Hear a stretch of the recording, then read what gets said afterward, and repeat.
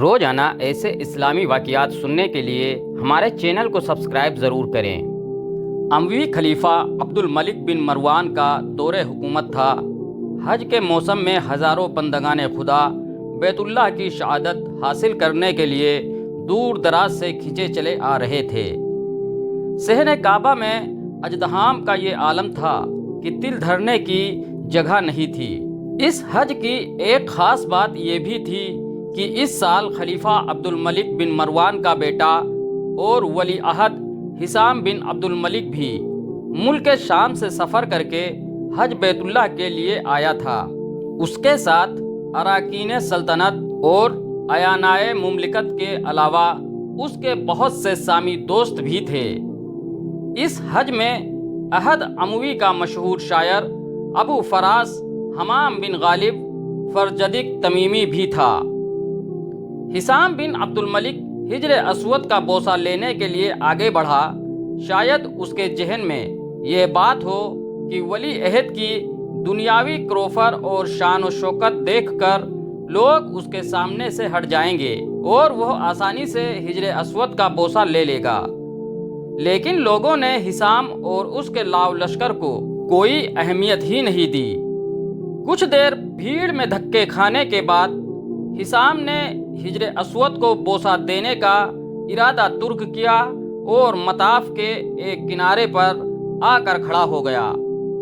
اسی درمیان گلستان نبوت کے گل سرسبز خان وعدہ شیر خدا کے چشم و چراغ خاتون جنت کے لخت جگر اور امام عالی مقام کے صاحبزادے حضرت امام زین العابدین صحن کعبہ میں داخل ہوئے۔ جیسے ہی لوگوں کی نظر امام زین العابدین کے چہرے انور پر پڑی، بھیڑ کائی کی طرح چھٹ گئی۔ آپ پورے اطمینان کے ساتھ حجر اسود کے پاس پہنچے اور اس کو بوسہ دے کر طواف کا آغاز کیا۔ دوران طواف آپ جس طرف سے بھی گزرتے، لوگ ادب و احترام سے ایک طرف ہٹ جاتے۔ حسام کے ساتھ جو لوگ شام سے آئے تھے ان کے لیے یہ بڑا حیرت انگیز نظارہ تھا، کیونکہ وہ کچھ دیر پہلے مملکت بنو امیہ کے ولی عہد کی قدر و منزلت دیکھ ہی چکے تھے۔ انہی میں سے کسی شخص نے حسام سے پوچھا کہ یہ کون ہے؟ حسام زین العابدین کو خوب اچھی طرح جانتا پہچانتا تھا، مگر وہ پہلے ہی ان شامیوں کے سامنے شرمندگی محسوس کر رہا تھا۔ اس نے سوچا کہ اگر اس نوجوان کے بارے میں ان کو بتاؤں تو کہیں یہ سامی انہی کی طرف مائل نہ ہو جائیں۔ یہ سوچ کر اس نے جان بوجھ کر انجان بنتے ہوئے ایک گناہ اہانت آمیز لہجے میں جواب دیا کہ میں نہیں جانتا کہ یہ کون ہے۔ ابو فراز فرجدق قریب ہی کھڑا ہوا تھا۔ اس کو اہل بیت نبوت کے اس گلے سرسبز کی یہ اہانت برداشت نہیں ہوئی۔ اس کی اسلامی غیرت بیدار ہوئی اور وہ سامی کی طرف متوجہ ہو کر بولا کہ میں ان کو جانتا ہوں، مجھ سے پوچھو یہ نوجوان کون ہے؟ شامی نے کہا بتاؤ کہ یہ کون ہے؟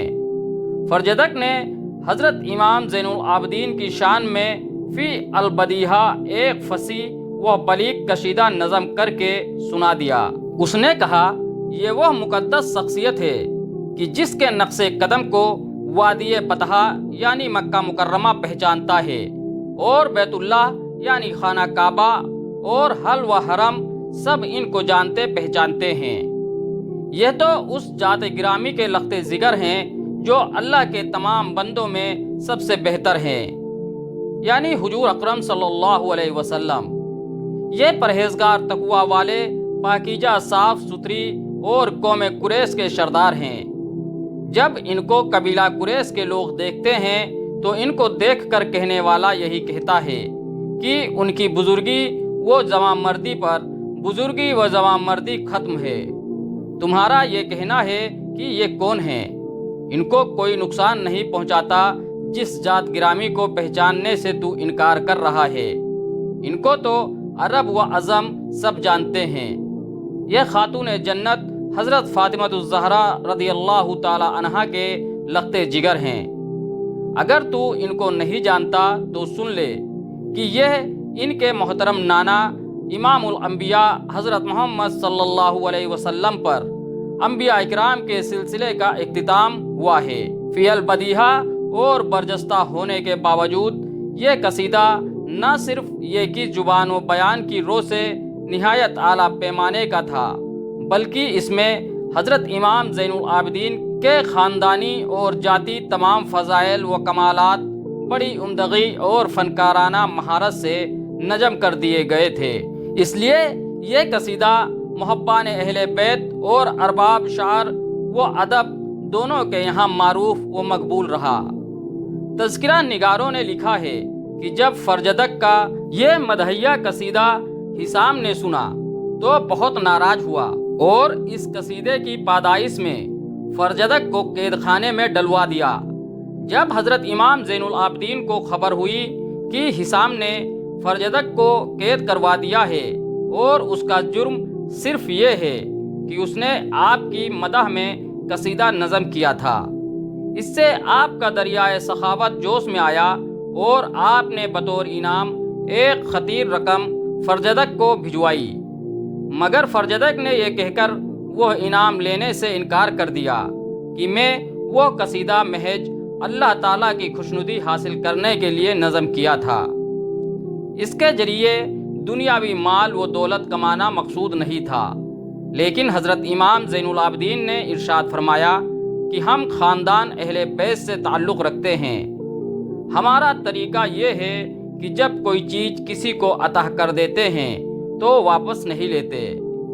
بالآخر فرجدق نے آپ کے اس انعام کو قبول کر لیا۔